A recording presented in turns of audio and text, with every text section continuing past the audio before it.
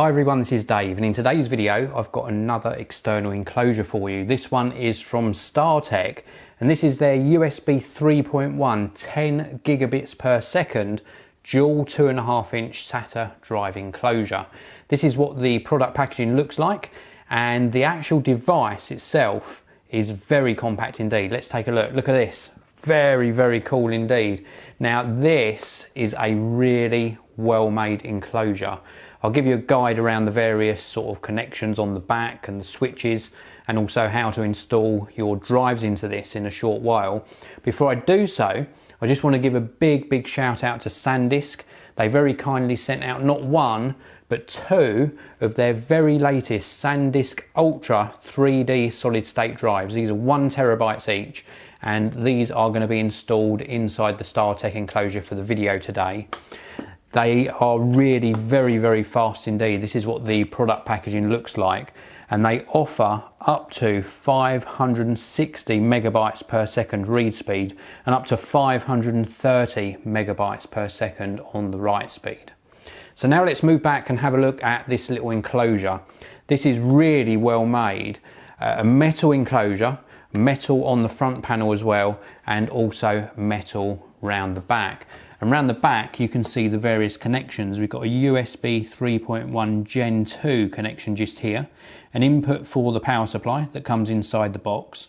We've also got some dip switches here, and you can actually set this to actually span across the two discs, or to use like a JBOD, so just a bunch of discs, or you can have it set to RAID 1, which is mirroring, or indeed RAID 0, which is going to give you the ultimate in speed.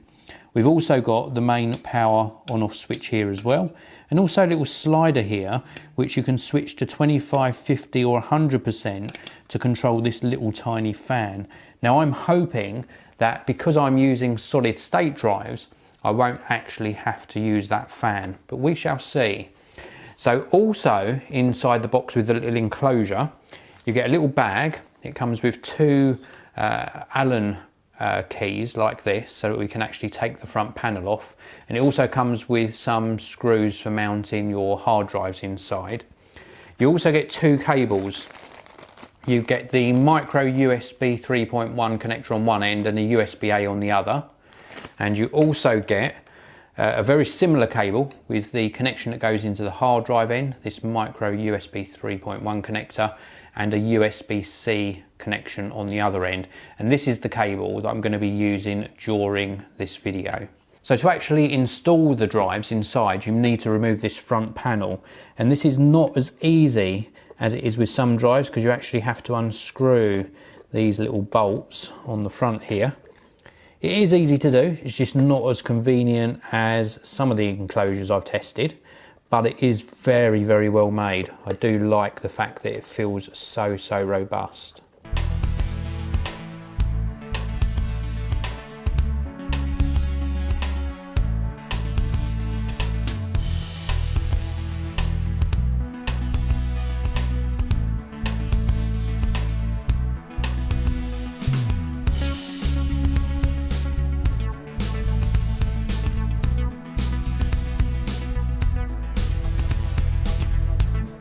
Now, something worth mentioning is that that was a little bit sort of tricky and fiddly to actually install this front panel back on. Now, I'm not sure, but I think that the black sort of coating or anodization on these little screws or bolts seems to have rubbed off quite easily. So a little bit disappointed in that, but the main purpose of this video is all about the performance of the drives and the enclosure. So we've got this set to RAID 0 on the back. The dip switches are set to RAID 0.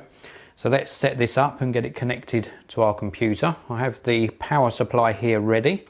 So we're going to plug that in, and then we're going to connect this to my MacBook Pro, which is a late 2016 Retina MacBook Pro.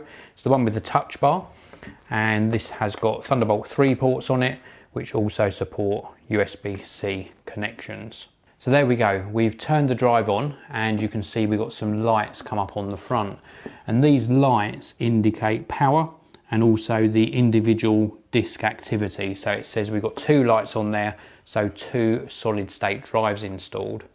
So now we're going to go over to our Mac and just format things and get everything ready to actually do a disk speed test. So everything was set up really easily. It recognised the solid state drive. So this is in a RAID 0 configuration, and we're going to use Blackmagic Design's disk speed test software. The first thing we're going to do is select the target drive just to check that the StarTech RAID is indeed selected.